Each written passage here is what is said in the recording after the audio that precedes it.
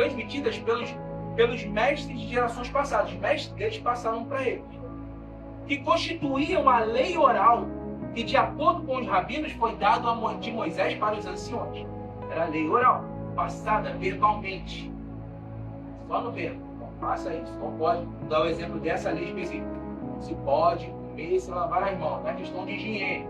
É questão, senão você vai estar impuro diante de Deus.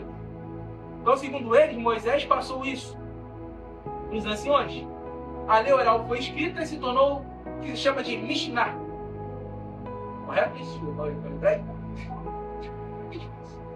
A Mishnah é a forma escrita dessa tradição oral. Chega de verbalizar, vamos escrever. Então, se eu não me engano, eles têm a Torá, que é a Gênesis, a Deuteronômio, são os 5 primeiros livros da Bíblia, e outros livros, e também essa questão da Mishnah, que é a lei oral, uma tradição. Como só tem nós aqui, e nós precisamos falar a verdade, nós seguimos o quê? As Escrituras. Não seguimos a tradição. Há um povo que segue a tradição, que é a Igreja Católica Apostólica Romana. Eles seguem a tradição. Então, a tradição, ela não bate com muita coisa que a Bíblia revela, que a Bíblia já decreta. Mas eles seguem mais a questão da tradição. Por isso que você vê muitos, entre aspas, santos, a idolatria e todas essas questões. Enquanto a Igreja Protestante segue os 66 livros, a Bíblia. Então, muito que tem na tradição não tem na Bíblia. E Jesus, ele vai responder os fariseus. O versículo 3 vai dizer isso porque os fariseus e todos os judeus não comem sem levantar. Todos judeus, não somente fariseus. Sem levantar cerimonialmente. Eles lavam as mãos, apegando-se à tradição dos anciões. Então, os fariseus mestres da lei perguntaram a Jesus por que os seus discípulos não vivem de acordo com a tradição dos anciões.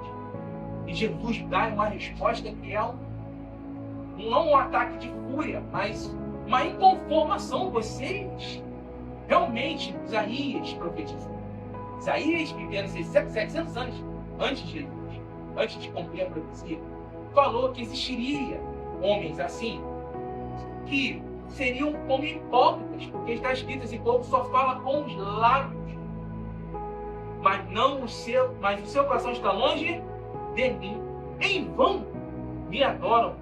Os seus ensinamentos não passam de mandamentos ensinados por homens. Por que Jesus falou isso? Porque existia uma palavrinha, que está, se não me engano, no versículo 11, que se chama Corban. Pode repetir? Corban? 1, 2, 3? Corban é uma palavra hebraica que significa uma oferta dedicada ao Senhor, ou um presente para Deus. Quando um judeu, ou quando os judeus queria fugir de uma responsabilidade, declarava que seus bens eram um presente para Deus, era uma oferta agradável a Deus, ou seja, era Corban. E com isso se livrava de outras obrigações, como, por exemplo, cuidar dos pais idosos. Porém, usando dessa prática, a pessoa perdia o poder da palavra de Deus, prejudicando o quê? O seu caráter. E perdendo as bênçãos de Deus. Jesus veio para quebrar essa tradição. Quando ele diz: vocês afirmam que se alguém disser, versículo 11, ao seu pai ou sua mãe, qualquer ajuda que vocês poderiam receber de mim é Corban, isto é uma oferta, ou seja, isto é uma oferta dedicada a Deus, vocês o desobrigam de fazer qualquer coisa para o seu pai ou a sua mãe. Versículo 13.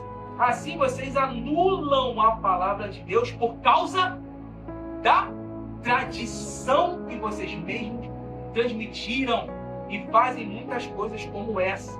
Ou seja, a regra do Corban fazia com que as pessoas desonrassem. O que Moisés falou em Êxodo 20? Honrai seu pai e sua mãe. O que o Corban fazia?